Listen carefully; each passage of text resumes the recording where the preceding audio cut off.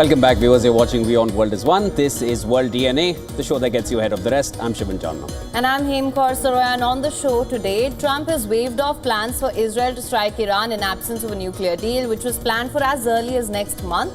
This is in favor of negotiating a deal with Tehran to limit its nuclear program. How will negotiations pan out? That's something we'll keep a close eye on.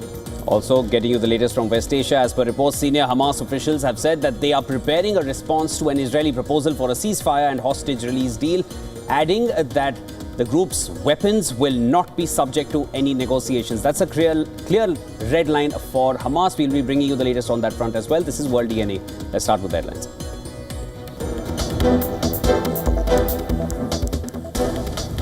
Ukraine says the Russian mass drone attack has killed 2 people in the city of Dnipro, at least 16, including children, injured in the attack.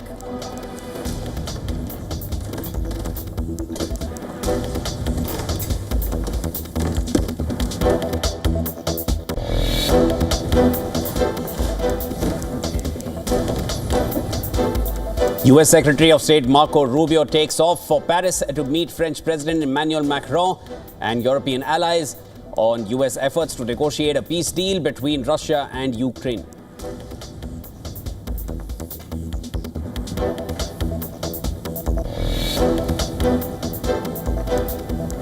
Hamas says it is preparing its response to an Israeli proposal for a ceasefire and a hostage release deal in Gaza.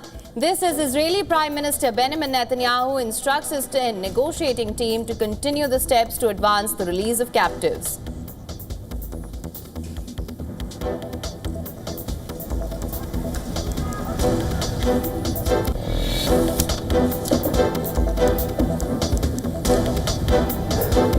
Donald Trump did not back Israeli attack on Iranian nuclear sites planned for next month. The New York Times reports Trump waved off that attack plan in favor of negotiating a deal with Iran instead.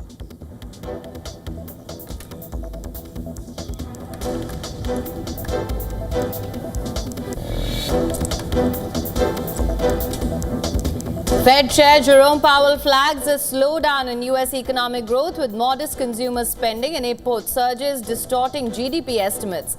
He cites declining sentiment and rising uncertainty tied to Trump's tariff policy, warning the economic impact may be larger than expected.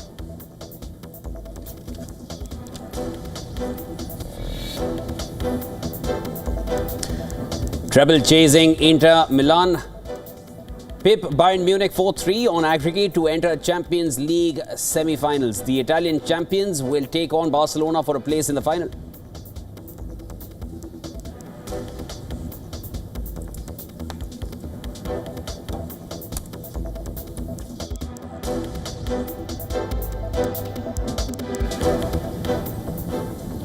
Now, Israel's offensive in Gaza continues. A strike on a tent encampment housing displaced families in Khan Yunis has killed at least 10 people.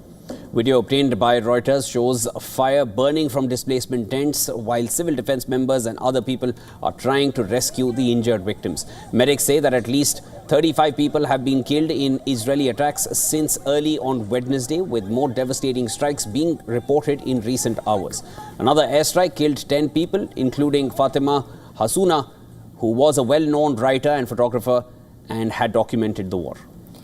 The United Nations says an estimated 500,000 people have been displaced or uprooted since the end of the ceasefire. That's when Israel resumed military operations in the narrow coastal territory. Since the 18th of March, Israel claims to have turned 30% of Gaza into a security buffer zone and struck around 1,200 terror targets, which it said resulted in more than 100 targeted eliminations.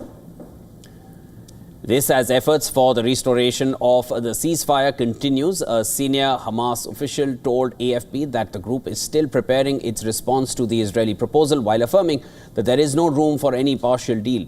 He insisted that the group's weapons will not be subject to any negotiations. Reports say Israel in the proposal has offered a 6-week ceasefire in the Strip in exchange for Hamas disarming and releasing half of the hostages that it holds. Israeli Prime Minister Benjamin Netanyahu has ordered security chiefs and negotiators to continue the steps to advance the release of hostages following an assessment of the issue. Hamas has released a video showing an Israeli-German hostage alive and appealing to the Israeli government and US President Donald Trump to secure his release. His family and Israeli media identified him as Rom Braslavsky from Jerusalem, who was 21 when he was abducted by Hamas from the Nova Music Festival in 2023 on the 7th of October. Meanwhile, Russian President Vladimir Putin met Alexander Trufanova, a Russian-Israeli hostage freed by Hamas from Gaza in February, along with his mother, Alina Trufanova, and partner Sapir Cohen, both of whom are also former captives. Тем событиям, которые происходят, того, что в России стабильные. And US President Donald Trump reportedly waved off an Israeli plan to attack Iranian nuclear sites. This in favor of negotiating a deal with Iran. A New York Times report citing administration officials and others claimed that the attacks were planned for next month, but Trump has decided not to back the Israeli plan. Now, the plan would have required US military support to carry out. As per the report, Trump made his decision after months of internal debate over whether to pursue diplomacy or support Israel in seeking to set back Iran's ability to build a bomb. It resulted in a rough consensus for now against military action if Trump decided to back it. However, as per the report, some American officials were more open to considering the Israeli plans, and this included General Michael E. Kurilla, the head of U.S. Center Command, and the National Security Advisor, Mike Waltz, who discussed how the United States would potentially support an Israeli attack. The report said that Trump informed Israel of his decision when Prime Minister Netanyahu visited Washington last week. During their Oval Office meeting, Trump also announced the U.S. would begin negotiations with Iran on a deal to prevent it from developing nuclear weapons. We have a very big meeting, and we'll see what can happen. And I think everybody agrees that doing a deal would be preferable to doing the obvious. And the obvious is not something that I want to be involved with, or frankly, that Israel wants to be involved with if they can avoid it. So we're going to see if we can avoid it. But it's getting to be very dangerous territory. And hopefully those talks will be successful. And I think it would be in Iran's best interest if they are successful. We hope that's going to happen. Netanyahu at the time had said that an agreement with Iran would work only if it allowed the signers to go in, blow up the facilities, dismantle the equipment under American supervision with American execution. Meanwhile, the United Nations nuclear watchdog chief Rafael Grossi warned on Wednesday that Iran was not far from possessing a nuclear bomb. Grossi told a French newspaper that Iran has all the pieces and one day they could eventually put them together. The interview, published shortly before he arrived in Tehran for talks. He arrived on Wednesday in Tehran and met Foreign Minister Abbas Araghchi. He also is expected to meet Mohammad Islami, who heads Iran's nuclear energy agency.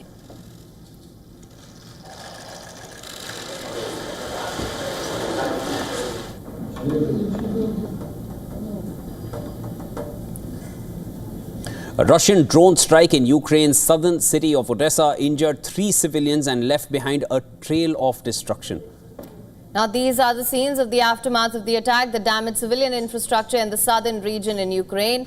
Ukraine has accused Russia of carrying out 109 airstrikes on Ukrainian military positions, dropping 177 guided air bombs and deploying more than 2,000 kamikaze drones.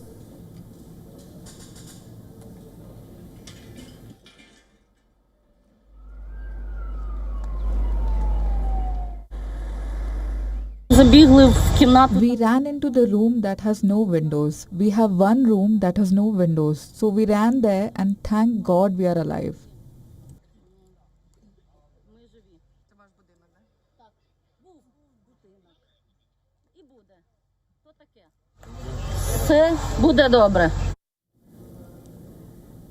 The attack on the Black Sea port city is the second in a week and comes hours after the visit of the NATO Secretary General Mark Rutte in the region, declaring unwavering support for Ukraine. The NATO General Secretary reiterated that the military alliance is still strongly behind Kyiv. This in the backdrop of Trump accusing Zelensky of starting the war and Russian attack on Sumy that killed 35 people. На самом деле это идет уничтожение нации. It is the extermination of Ukrainian nation. Russians are wiping us out. They want to wipe the Ukrainian nation off the face of the earth so that we get scared and run away, so that our country ceases to exist. It is not going to happen. Since the war began, I haven't left for a single day. I am home. I will not find myself anywhere else. I am home. I want to live at home. Потому что я как здесь, как дома, я себя нигде не найду, просто не найду. Odessa serves as the Black Sea's most vital port. It was in March this year that the United States said it had reached separate deals with Ukraine and Russia to pause their attacks over the Black Sea and against each other's energy targets.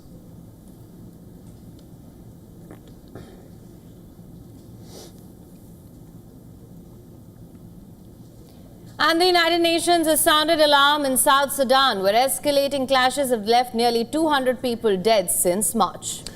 It has called on the international community to help stave off a humanitarian nightmare in the region. Tensions have increased in South Sudan over clashes between forces loyal to President Salva Kiir and those backing his rival, First Vice President Riek Machar. The conflict has threatened the fragile power-sharing agreement that ended the 5-year civil war. Political instability has also plagued the young nation, which only declared independence in 2011. With international observers urging restraint following the detention of Machar last month.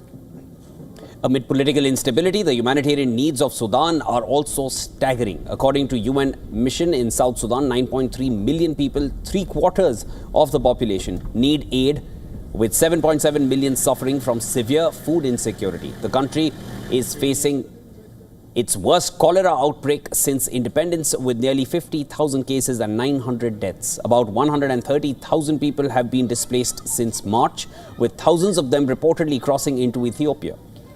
The chief of UN mission in South Sudan, Nicholas Haysom, has warned of a sharp deterioration in the political and security situation. UN has called for immediate cessation of hostilities and protection of civilians.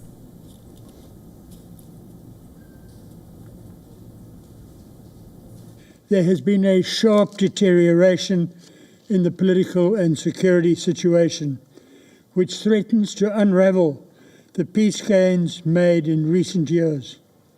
We are receiving reports of further mobilization, respectively, of the White Army and the SSPDF in Upper Nile, allegedly including the forced recruitment of children into the respective ranks of the armed formations.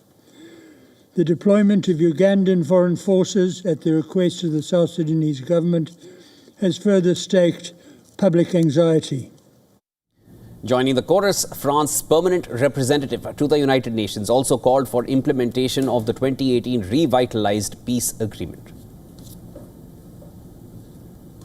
For more on this, our correspondent Susan Tehrani has sent us this report from the UN headquarters in New York. Listen to this. La Sierra Leone, la Slovénie, le Royaume-Uni et mon pays, la France. A series of events in Nasir culminated on the 7th of humanitarian estimate. There has been a sharp The United Nations Security Council was briefed on the worsening situation in South Sudan on Wednesday. UN envoy Nicholas Haysom warned of a dangerous slide back into civil war with ongoing clashes, the recruitment of child soldiers, and the arrest of the first vice president. Over 80,000 have been displaced, with 9.3 million in dire need. OSHA warned the Security Council of a humanitarian nightmare if this continues. The United States expressed regret, calling the collapse of the peace process especially worrying, and condemned the use of barrel bombs and airstrikes on civilians, while calling for the UN to be able to do its work, criticizing the transitional government for obstructing UN work and failing to pay civil servants for over a year. Council members called for restraint, dialogue, and urgent support to prevent a full-scale war. Susan Tehrani reporting from New York for WION World as well. Now, months after violent clampdown on protests in Mozambique after the 9th of October presidential elections last year, the international rights group Amnesty International has published a report accusing Mozambique authorities of human rights violations. Arbitrary arrests and detentions, violations of international standards on the unlawful use of force, and suppression of information. Amnesty International, in its scathing report, has claimed more than calling for investigation into the killings post-elections. Last year, Amnesty International, in its scathing report, claims more than 300 civilians were killed and over 3,000 were injured in post-elections crackdown last year. The report claims the use of force by Mozambican authorities, which was reckless and unnecessary and amounted to violations of international norms. We are calling for impartial and effective investigations into all incidents of human rights violations, including the killing of protesters or individuals, and also bodily harm. We're also calling on the authorities to not only investigate and bring perpetrators to justice, but also to compensate the families of deceased, and also to compensate victims of human rights violations. Thousands of civilians in Mozambique took part in waves of protests that followed October 9th presidential and parliamentary election. The protesters leveled allegations of rigging and election fraud by those in support of the now President Daniel Chapo of the ruling Frelimo party.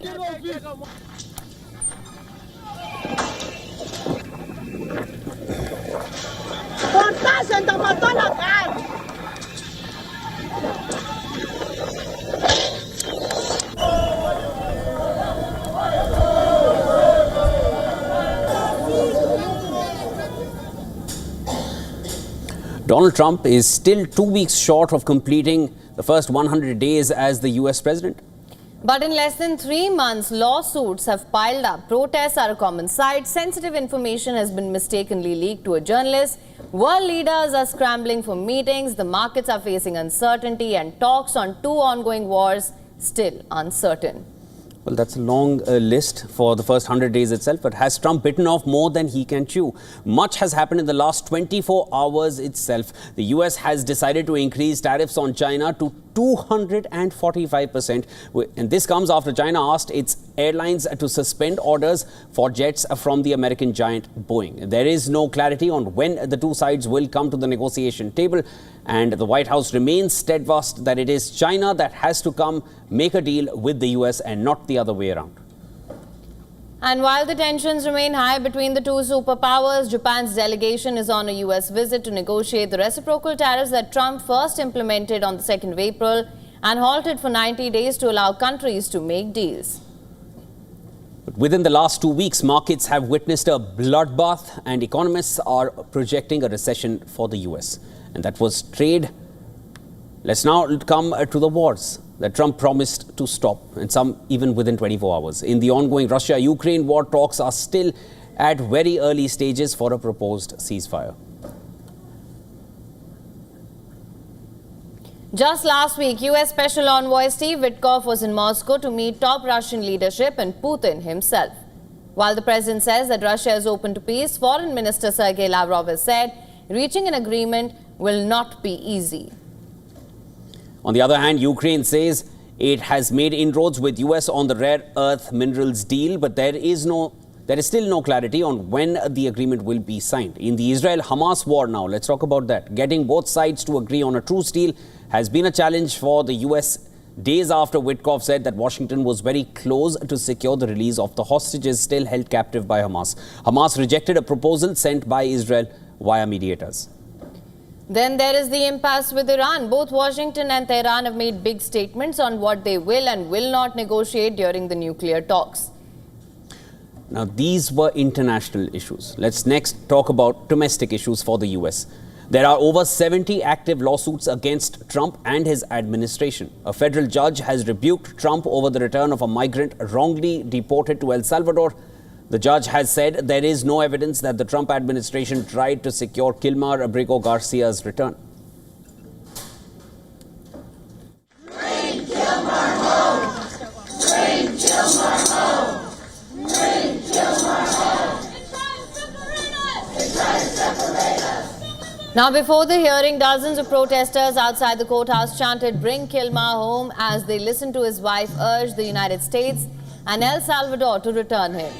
The Trump administration previously admitted that Abrigo Garcia was deported to El Salvador due to an administrative error. The president was ordered to facilitate his return, an order upheld by the Supreme Court. But his government has not yet asked El Salvador to return him. Now, to top it all, the US president has gone on a tirade against Harvard University for rejecting to follow administration's orders that aim at restricting activism on the campus. Trump's administration has frozen grants worth $2.2 billion and contracts worth $60 million. Donald Trump himself called for Harvard University to be taxed like a political entity and referred to the institution as a joke on his social media platform, Truth Social. When Donald Trump was inaugurated as president, he promised to end the wars within 100 days and sweeping reforms that will make America great again. With 14 days left to go to the deadline, the question is, can he still?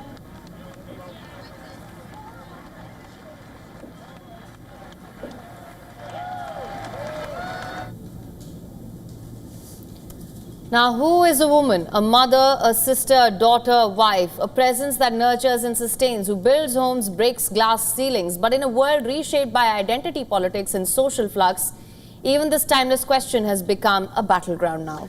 Well, Britain's highest court has now spoken in a landmark ruling that settles years of legal ambiguity. These are the images of women's rights activists celebrating the verdict outside UK's Supreme Court in London.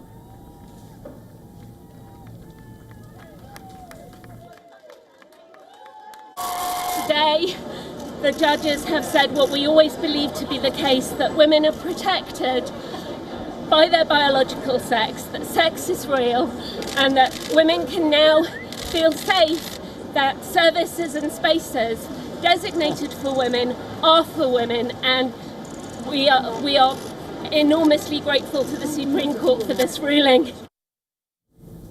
Now, in the UK, Supreme Court has declared that for the purpose of law, the definition of a woman is rooted in biological sex, not gender identity. The judgment upholds that the concept of sex is binary and has significant implications for legislation, policy making and social discourse. And this case stemmed from a challenge to the Gender Representation on Public Boards Scotland Act that sought to redefine woman to include trans women for the purpose of increasing gender diversity. The court struck that down and says sex in law means biological sex as recorded at birth or changed through recognized medical transition, not based on self-declaration. That the terms woman and sex in the Equality Act 2010 refer to a biological woman and biological sex.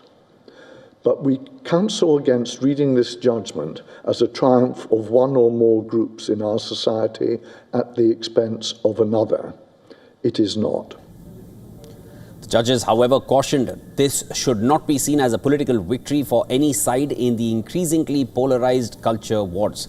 Some trans activists feel the judgment suggests there will be times where trans people can be excluded from both men's and women's spaces and services. Well, yes, this is a huge area for workplace tension. The reality is that the trans community do feel underrepresented, which was really what this case was about, and also do feel excluded and not included in the workplace. So they will very much see this judgment as wounding them and will view it as anti-protectionist. The ruling brings some clarity in the UK to a contentious issue that has also roiled politics in other parts of the world, as women, parents, LGBTQ+ groups, lawmakers and athletes have debated gender identity rights.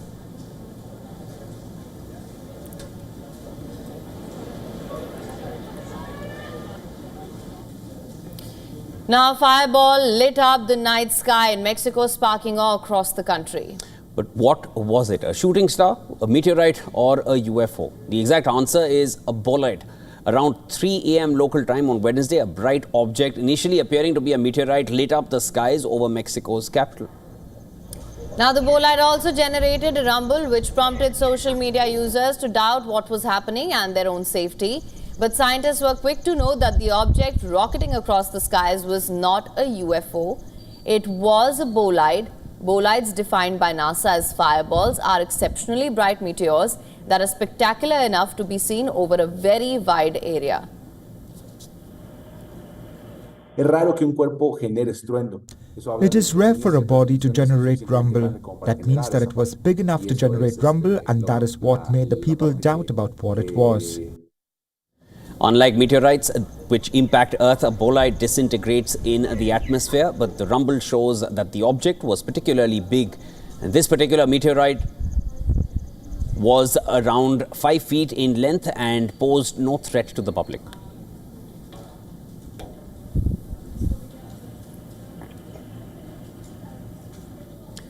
In a unique gesture, residents of all ages in a small Michigan community helped a local bookshop move each of its 9,100 books. One by one to a new storefront by about a block away. Several volunteers, they lined side by side on both sides of the sidewalk in Chelsea, a city in the U.S. state of Michigan, passing along the books all the way into the new store location of the bookshop. The shifting started with around 300 people standing in two lines in downtown Chelsea, forming a book brigade. The books were passed from the former location of the bookstore called Serendipity Books directly to the correct shelves and alphabetized in the new building. The owner of the bookstore said the buzz started building in the town since the move was announced, and many people came forward to help. The shifting was wrapped up just under 2 hours, and the owner said, adding it took far less time than a moving company would have perhaps taken. The bookstore has been in Chelsea, about 95 kilometers west of Detroit, since '97.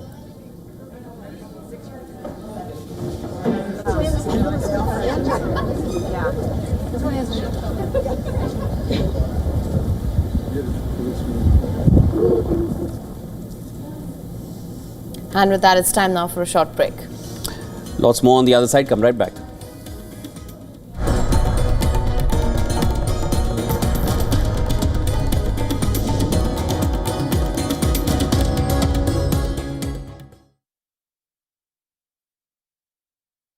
WION, India's global voice, the channel that brings you the biggest stories from across the world through India's lens.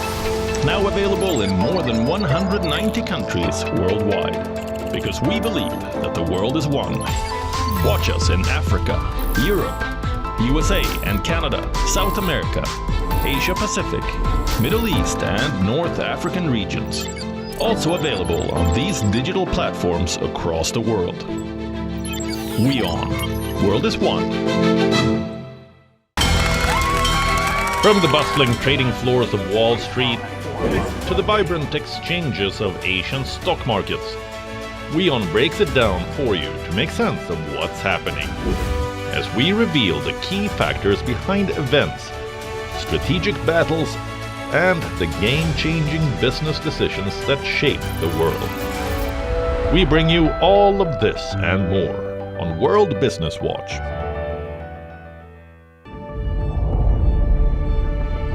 The Earth is sending distress signals. Wildfires, droughts, and melting glaciers. Can we reverse the damage? Explore the harrowing effects of climate change. It's a wake-up call. Global emergency. Climate Tracker on WION World is One.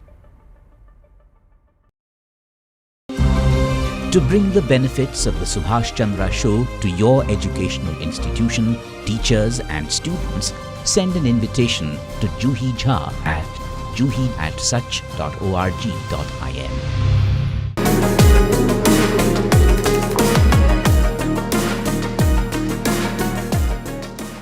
Catch me at Token Money Magnet, only on WION.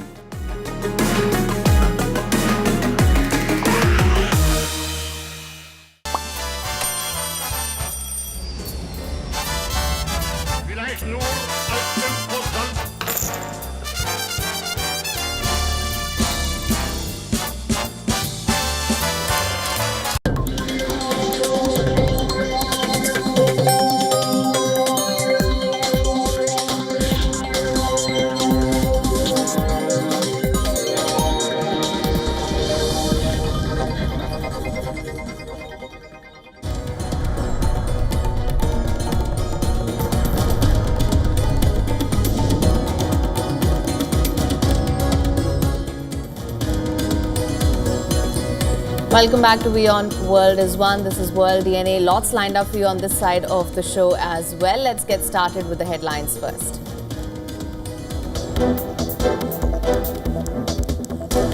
Pakistan Army Chief tries to rally overseas residents with rhetoric on two-nation theory, rakes up Hindu-Muslim divide as country continues to face political, economic uncertainties and wave of terror attacks.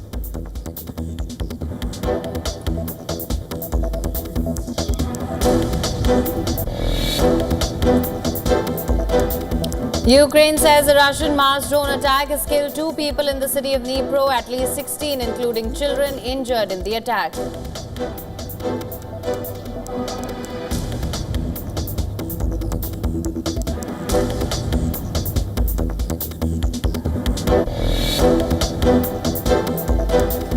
US Secretary of State Marco Rubio takes off for Paris to meet French President Emmanuel Macron and European allies on US efforts to negotiate a peace deal between Russia and Ukraine.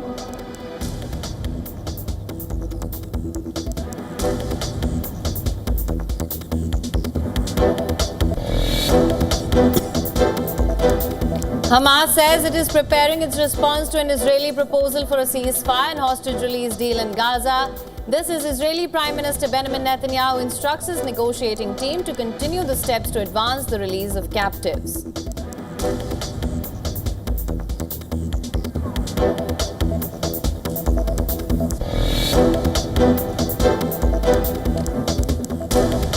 US President Donald Trump did not back Israeli attack on Iranian nuclear sites planned for next month. The New York Times reports Trump waved off that attack in favor of negotiating a deal with Iran.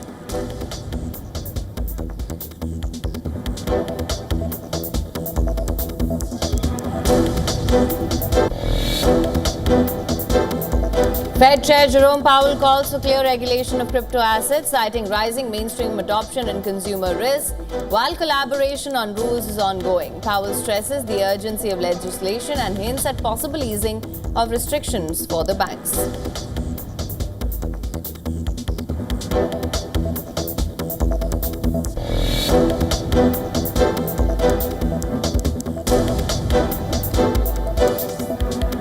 Treble chasing Inter Milan pip Bayern Munich 4-3 on aggregate to enter the Champions League semi-finals. The Italian champions will take on Barcelona for a place in the final.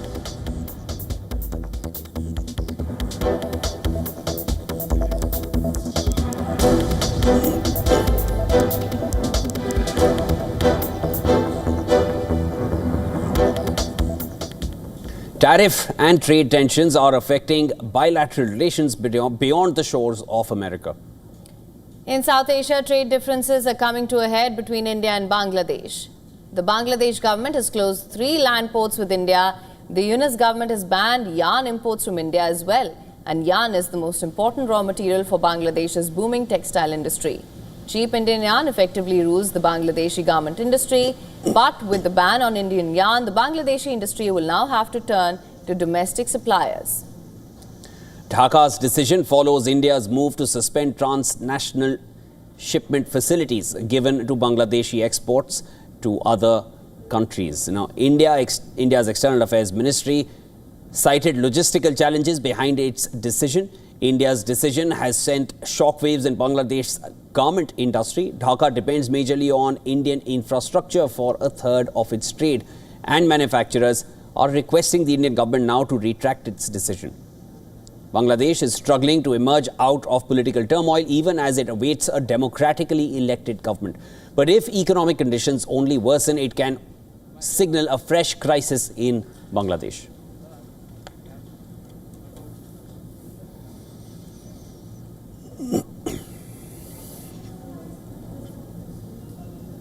Now, India's Supreme Court started hearings on multiple petitions challenging the constitutional validity of the Waqf Amendment Act 2025.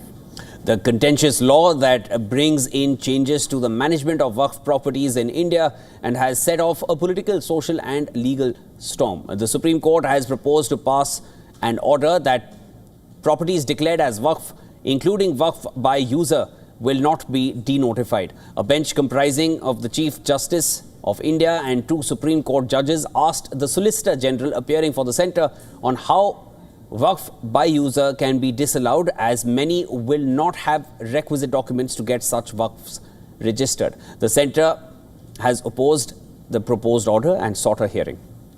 A total of 73 petitions have been listed in the Apex Court, including those filed by prominent political figures and organizations.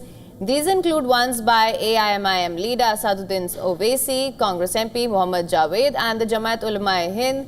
The primary argument is that the law violates fundamental rights and is an attempt to seize properties. Senior advocate for the petitioners, Kapil Sibal, said, and I quote, "A collector is designated to decide whether a property is Waqf or not. If there is dispute, this person is part of the government and is thus a judge in his own cause. This is per se unconstitutional," quote unquote. Now, this act has sparked widespread protests and objections across the country. 3 of the biggest concerns raised include: 1, inclusion of non-Muslim members of the Waqf board that some believe undermines religious autonomy, and the amended act also empowers district collectors to determine ownership of disputed Waqf properties, shifting the decision-making from the boards to government officials, and, as Shivan mentioned earlier, the removal of Waqf by user, a provision that is seen as arbitrarily excluding potential donors. The Waqf Amendment Act has led to unrest in various parts of India. Protests have erupted in regions such as West Bengal's Murshidabad and Tripura's Unakoti, with reports of violence and casualties. The Indian government has filed a caveat requesting to be heard before any orders are passed on the pending writ petitions.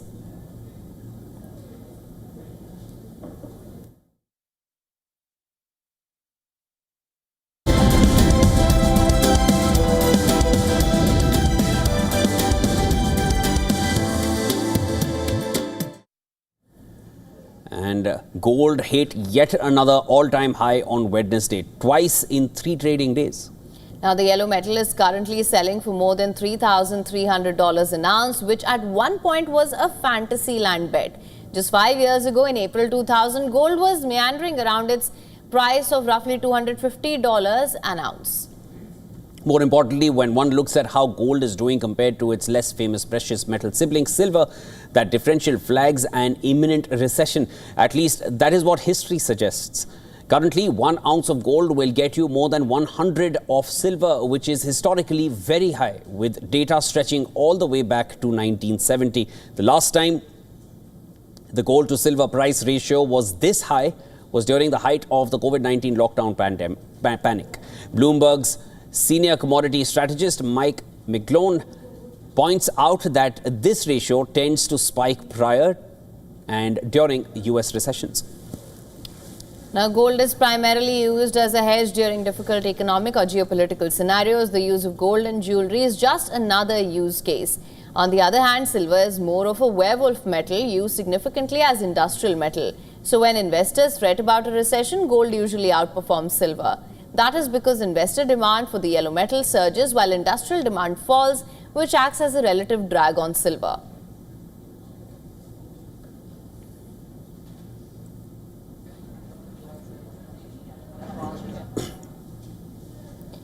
So there's a new narrative brewing on social media platforms where Chinese influencers are flooding American users with videos. And they're urging consumers to bypass Trump's punishing tariffs and purchase goods directly from China, dubbed the world's factory. Chinese suppliers are retaliating against the US tariffs. They claim that top and popular US firms are rebranding what is made in China and selling at exorbitant prices in America. Now, according to Chinese influencers, over 80% of the high-end goods that cost tens of thousands of dollars in America are made in China and packaged in the United States. Several videos are doing the rounds, which shows those claims of made in China and being sold at exorbitant prices to Americans. China has appealed to American consumers to purchase from the source directly, that is, from its factories at throwaway prices instead of the sky-high prices charged by American firms. Separately, a Bloomberg report shows that American buyers are searching Chinese e-commerce applications for several goods. That is due to fear that domestic firms may increase costs owing to tariffs. According to data from Sensor Tower, DHgate surged to second position in the free app rankings in Apple's US App Store. And that is thanks to viral videos praising the great quality and affordable pricing of items accessible on Chinese sites. Now, some of the most popular shopping applications in the US app stores are Danhuang in Chinese, Taobao, an app owned by Alibaba Group, and Shein. Using TikTok, Chinese manufacturers and suppliers are promoting the source of good goods to American shoppers. Several of the videos push viewers to buy from certain vendors by claiming that high-end brands, handbags and clothing are actually made in China. The videos even provide links to their websites and contact information. The videos also claim the prices, including the 245% Trump tax, will be comparatively cheaper than what top brands are currently selling.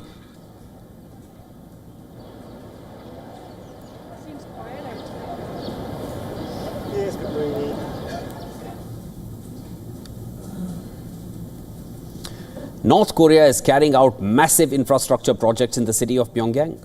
Supreme Leader Kim Jong-un recently unveiled a new district in the capital in a grand ceremony. Thousands greeted him as he arrived at the venue with his daughter. Take a look.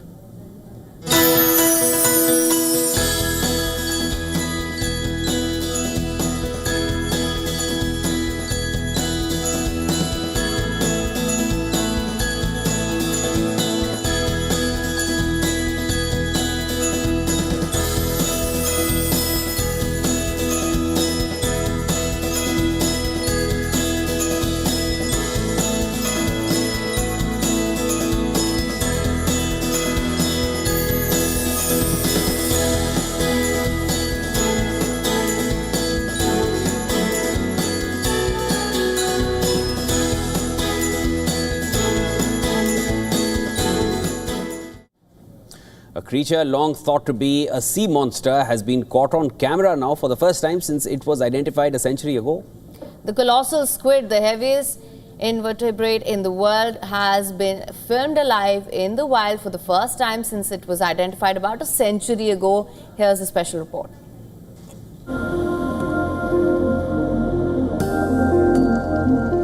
A century after the species was first identified, what was once thought to be a sea monster has turned out to be an ethereal and serendipitous reality. Scientists filmed a baby colossal squid in the South Atlantic Ocean. It was found alive during a deep-sea expedition near the South Sandwich Island. So far, its proofs of its existence has only been found as remains in the stomachs of whale and seabirds. The heaviest invertebrate on Earth inhabits darkest depths of the ocean. This sighting was part of a broader mission to document habitats in the far South Atlantic. It can grow up to 23 feet in length, weigh over 500 kilograms, and has the largest eyes of any animal on the planet. One of the key features of glass squids, at least at smaller sizes, as can be seen in this footage, is that their bodies are almost entirely transparent, and that gives them their name of glass squids.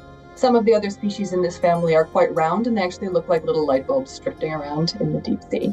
So their strategy for being camouflaged against visual predators is that they're very hard to see because their bodies are so transparent. A glimpse into the life of this lesser-known creature has opened a Pandora's box in marine science. Bureau Report, World is One.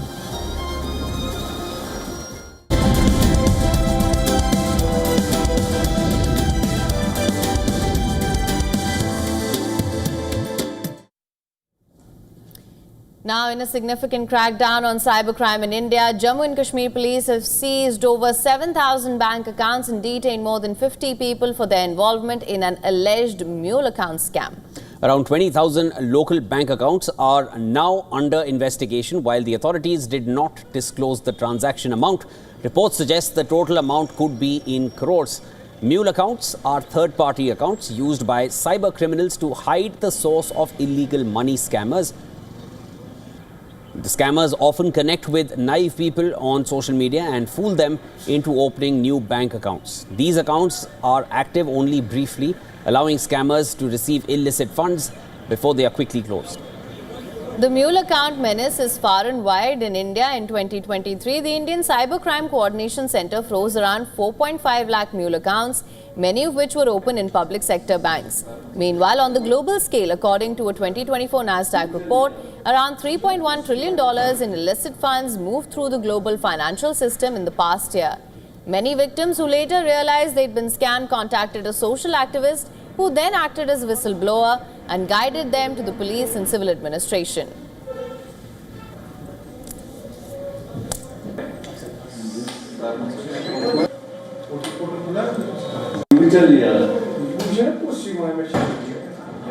मेरे पास कुछ victims आए थे इसमें. There were some victims who had come to me as I'm from the downtown area of Srinagar. These victims told me that our accounts have had transactions of around 1 million Indian rupees and over, and our accounts have debit freezes. They told me that they got links via social media from some local people who told them, if you fill in account details, we will give you a daily commission of 5,000 or 10,000. Moreover, during the investigation, it was found that many accounts seemingly belonging to innocent individuals, shell entities or enterprises were in fact being remotely controlled by fraudsters from both within and outside the state.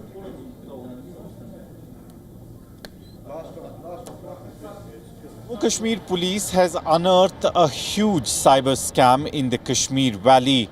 Over 7,000 bank accounts have been seized so far, while as multiple arrests have also been made. Jammu and Kashmir police says that the cyber fraud network is not only spread across India, but various parts of other countries as well. With video journalist Feroz Idris Lone for WION World is One.